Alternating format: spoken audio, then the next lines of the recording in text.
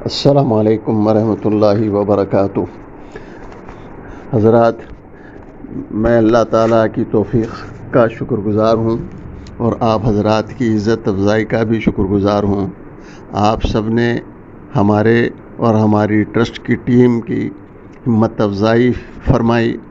ہمت بڑھائی اور آگے اس سلسلے کو جاری رکھنے کی رغبت پیدا ہوئی ہے۔ آج بروز اتوار بتاریخ جولائی 16 رکن نماز کی چھٹی آخری اور اہم قسط پیش کی جا رہی ہے۔ جمعہ اس کا درجہ اور خصوصیت اس کے موضوع ہے، پیش خدمت ہے۔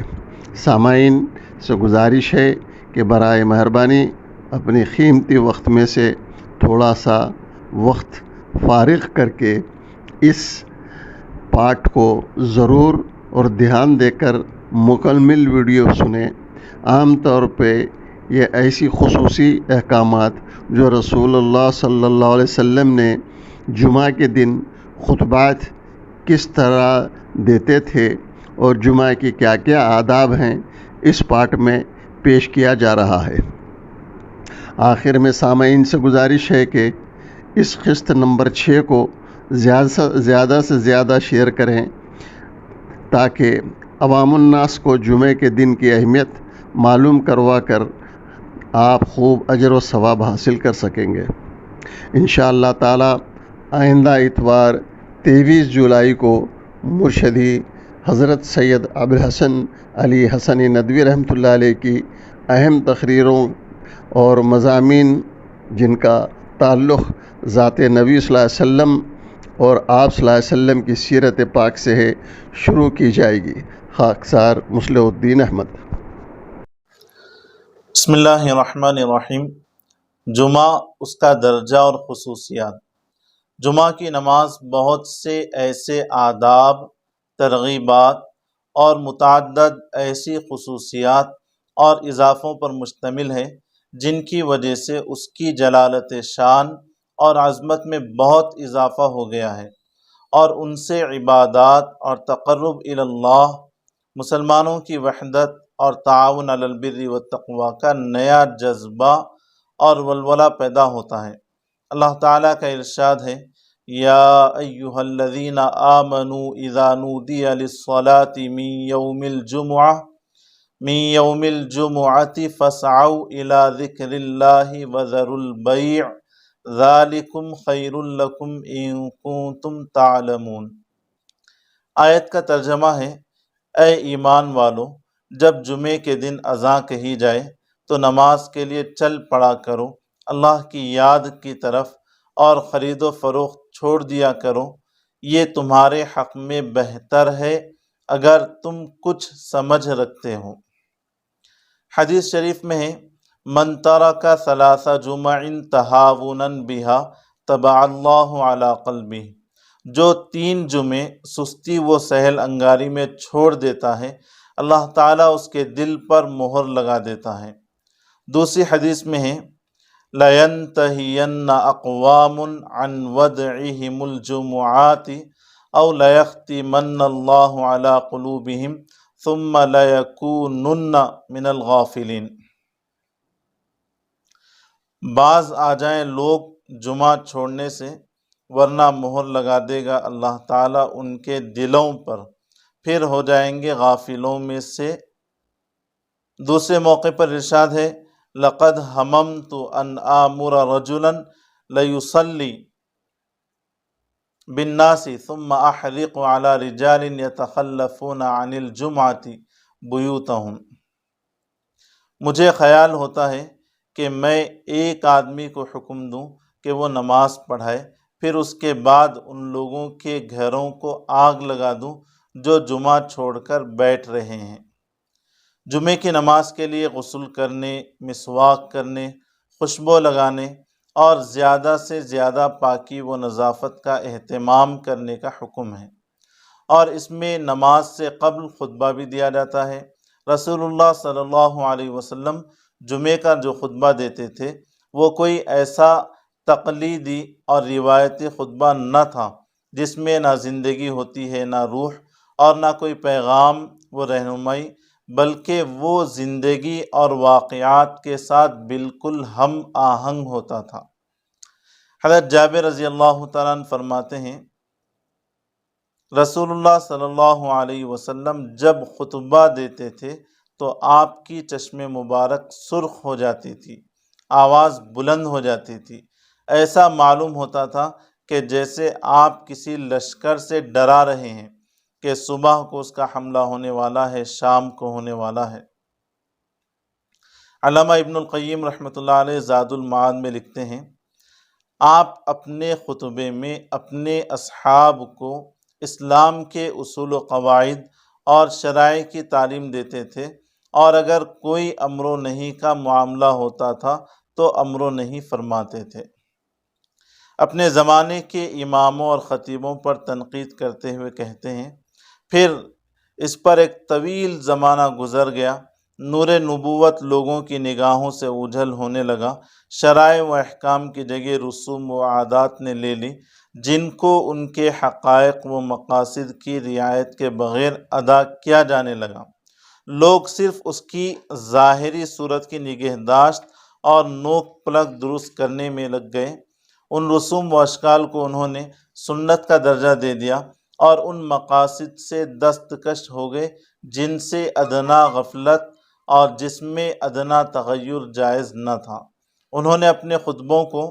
مقفع عبارتوں اور علم بدیع سے آراستہ کیا، اور مغز کی بات اس سے کم ہوتی چلی گئی بلکہ بالکل ختم ہو گئی، اور خطبے کا اصل مقصد ہی فوت ہو گیا۔ اسی طرح آپ صلی اللہ علیہ وسلم کا خطبہ اس زمانے کے خطبوں کی طرح طویل اور اکتا دینے والا بھی نہیں ہوتا تھا، جن میں اپنی خطابت و علمیت کا سکہ بٹھانے اور ایک دوسرے سے بازی لے جانے کی کوشش کی جاتی ہے۔ مقامی اور وقتی مسائل پر جن میں نقطۂ نظر اور مسلک کے اختلاف کی بڑی گنجائش ہے داد خطابت دی جاتی ہے، اور مخالف مسلک یا جماعت پر کھلی تنقید کی جاتی ہے۔ اس کا نتیجہ ہوتا ہے کہ اکثر سامعین مطمئن ہونے کے بجائے متنفر اور بیزار ہو کر اٹھتے ہیں، اور جمعے کے خطبے کا وہ تقدس اور عظمت جاتی رہتی ہے جو اس کی خصوصیت ہے۔ آپ صلی اللہ علیہ وسلم کا خطبہ عملی، حقیقت پسندانہ، حرارت و تاثر سے بھرپور، نورانیت و برکت سے معمور، اور آپ کی گفتگو کی طرح مختصر لیکن جامع اور دل نشین ہوتا تھا۔ نہ اس میں ضرورت سے زائد اختصار ہوتا تھا، نہ ضرورت سے زائد طول۔ حضرت جابر بن سمرہ رضی اللہ تعالیٰ عنہ فرماتے ہیں کہ رسول اللہ صلی اللہ علیہ وسلم کی نماز بھی معتدل ہوتی تھی اور خطبہ بھی معتدل۔ قرآن مجید کی چند آیات تلاوت فرماتے، پھر لوگوں کو نصیحت فرماتے۔ دوسری روایت میں ہے کہ رسول اللہ صلی اللہ علیہ وسلم جمعے کے دن کوئی طویل و عریض وعظ نہیں فرماتے تھے بلکہ چند مختصر کلمات کہتے تھے۔ خطبے کو بہت خاموشی اور سکون کے ساتھ سننے کا حکم ہے تاکہ اس پرسکون اور روحانی فضا میں اس کا پورا اور صحیح فائدہ حاصل ہو سکے، اس لیے کہ یہ عبادت کا محل ہے نہ کہ خطابت کا۔ خطبے کے دوران گفتگو کو سختی سے منع کیا گیا ہے، یہاں تک کہ اپنے پہلو میں بیٹھے ہوئے آدمی کو بات چیت کرنے سے روکنا بھی منع ہے، اس لیے کہ اس سے بھی اس سکون و وقار میں فرق آ جائے گا جو خطبے میں مطلوب ہے۔ حدیث شریف میں آتا ہے کہ جس نے جمعے کے دن اپنے ساتھی سے کہا کہ خاموش رہو، اس نے بھی زائد اور فضول بات کی۔ جمعے کا مزاج اور اس کے مصالح و فوائد کا تقاضا یہ ہے کہ جمعہ شہر کی صرف ایک مسجد میں یا کم سے کم مساجد میں ہوں، بشرطے کہ شہر بڑا اور پھیلا ہوا نہ ہو اور لوگوں کی شرکت ایک مسجد میں مشکل ہو،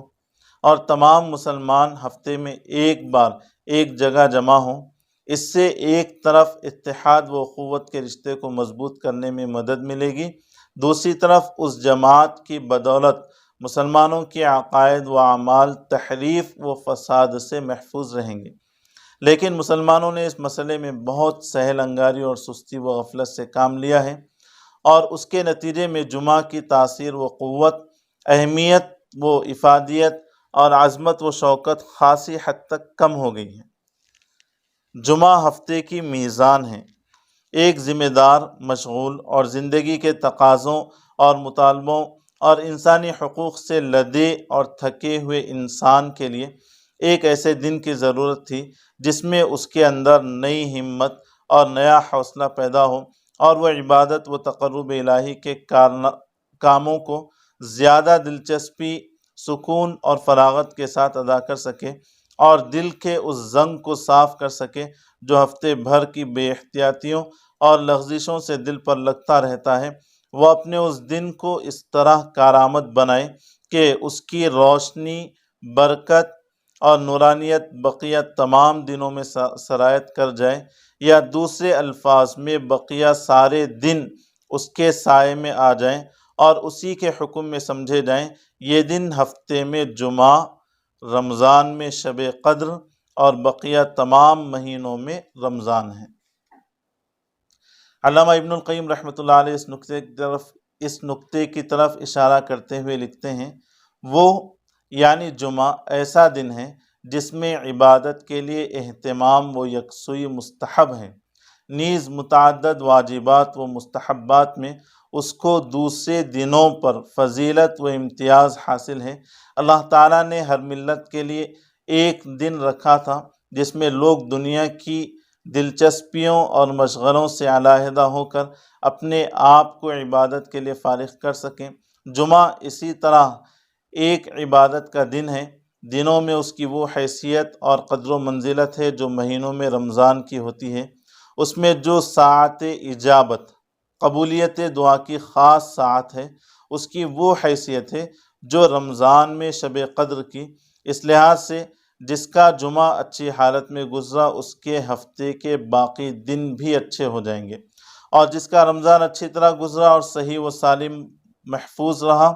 اس کے سال کے باقی ایام بھی اچھی طرح گزریں گے، اور جس کا حج ٹھیک ہوا اور اچھی طرح گزرا اس کی پوری عمر اچھی طرح گزرے گی۔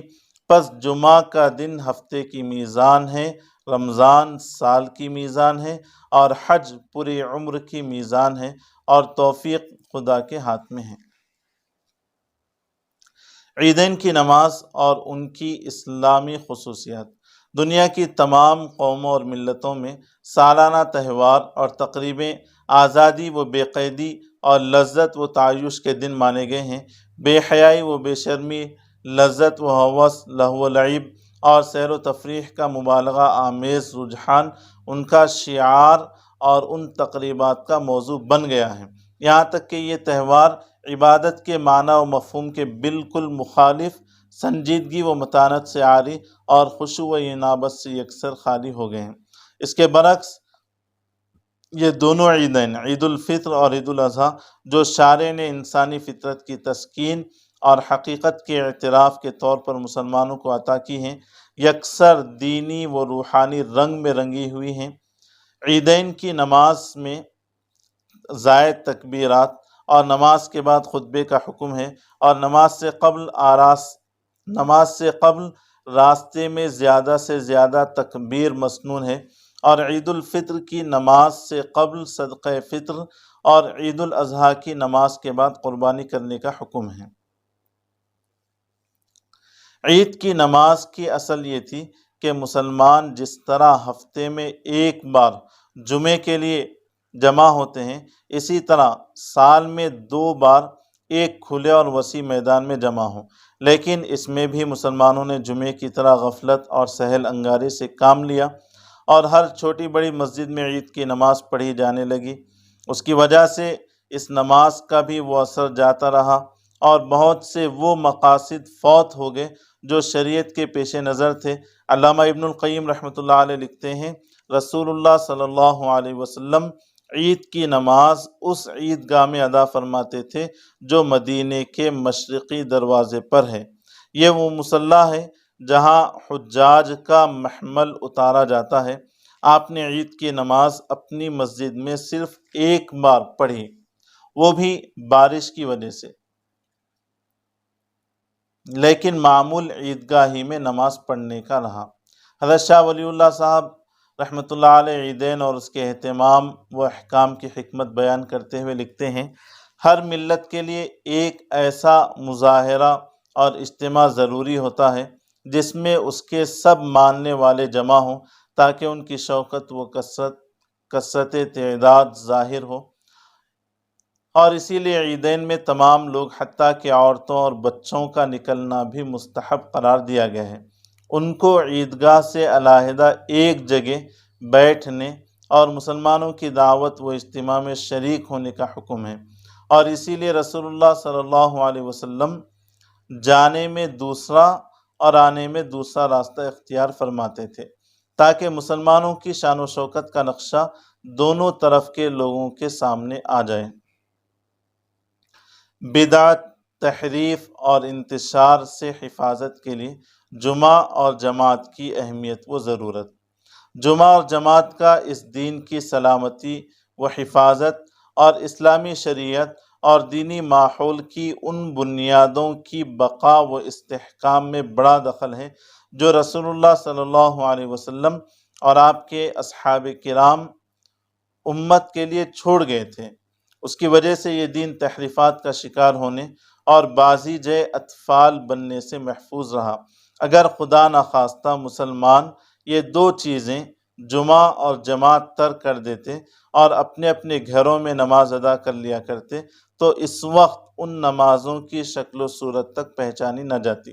یا کم از کم وہ بہت کچھ اپنی ابتدائی اور اصلی شکل کھو چکی ہوتی اور ان میں بڑا اختلاف پیدا ہو جاتا۔ اس کے نتیجے میں مسلمانوں میں نماز کے مختلف نمونے رائج ہو جاتے، اور جس طرح ان کی مدنی اور اجتماعی زندگی کے مختلف مظاہر اور رخ ہیں، اسی طرح ان کی عبادتوں اور نمازوں کے بھی مختلف مظاہر اور مختلف انفرادی اور مقامی نمونے بن جاتے ہیں،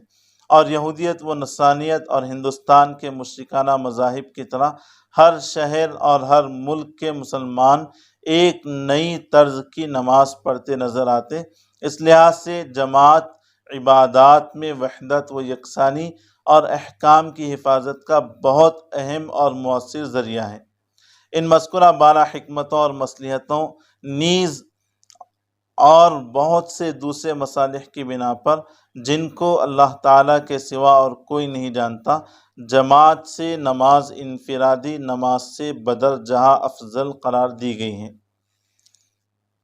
حضرت ابو ہریرہ رضی اللہ تعالیٰ عنہ رسول اللہ صلی اللہ علیہ وسلم سے روایت کرتے ہیں کہ جماعت کے ساتھ آدمی کی نماز گھر میں یا دکان پر نماز پڑھنے سے 25 درجہ افضل ہے، اس لیے کہ جب وہ وضو کرتا ہے اور اچھی طرح وضو کرتا ہے، پھر مسجد کی طرف چلتا ہے اور صرف نماز اس کی غرض ہوتی ہے، تو اس کے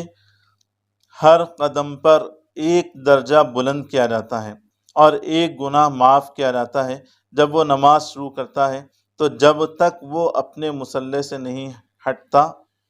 اس وقت تک فرشتے اس پر رحمت و سلام بھیجتے رہتے ہیں اور یہ کہتے ہیں، اللہم صلی علیہ اللہم ارحمہ، اے اللہ اس پر اپنا سلام و رحمت بھیجیے، اے اللہ اس پر رحم فرمائیے۔ اور جب تک کوئی آدمی نماز کے انتظار میں رہے گا، نماز ہی میں سمجھا جائے گا۔ حضرت ابن عمر رضی اللہ تعالیٰ عنہ سے روایت ہے کہ جماعت کے ساتھ نماز انفرادی نماز سے 27 درجہ افضل ہے۔ نماز دوسرے مذاہب میں۔ قبل اس کے کہ ہم اسلامی نماز کی دوسری قسموں کا جائزہ لیں اور اس کے خطوط و نقوش اور زندگی اور نفس انسانی پر اس کے اثرات کا مطالعہ کریں، مناسب ہے کہ ان مذاہب کے طریقے عبادت پر بھی ایک تحقیقی نظر ڈال لی جائے جو اسلام سے قبل موجود تھے اور آج بھی پائے جاتے ہیں۔ نیز ان مذاہب میں نماز کے حقیقی تصور و مفہوم، اس کی شکل و صورت اور آداب و احکام سے براہ راست واقفیت حاصل کی جائے، اگرچہ اس میں کوئی شبہ نہیں کہ خیالات و افکار، تعبیرات و تفسیرات اور قیاسات و تخمینات کے اس جنگل میں ایک واضح، متعین اور سچی تصویر پیش کرنا، جس طرح اسلامی نماز کی پیش کی گئی ہے، بے حد مشکل کام بلکہ قریب قریب ناممکن ہے، لیکن اس کے صحیح علمی موازنہ اور جائزے سے ہمیں اسلام کی نعمت کی قدر آئے گی اور اس کے بتائے ہوئے احکام کی قدر و قیمت کا صحیح اندازہ ہوگا، اور یہ معلوم ہو سکے گا کہ اتنے طویل زمانے کے بعد بھی اور اتنی مختلف النوع اقوام میں رہ کر بھی اس کا دامن ہر قسم کی تحریف اور تغیر و تبدل کی آلودگی سے آج تک پاک ہے اور وہ اپنی صحیح شکل و صورت پر قائم ہے۔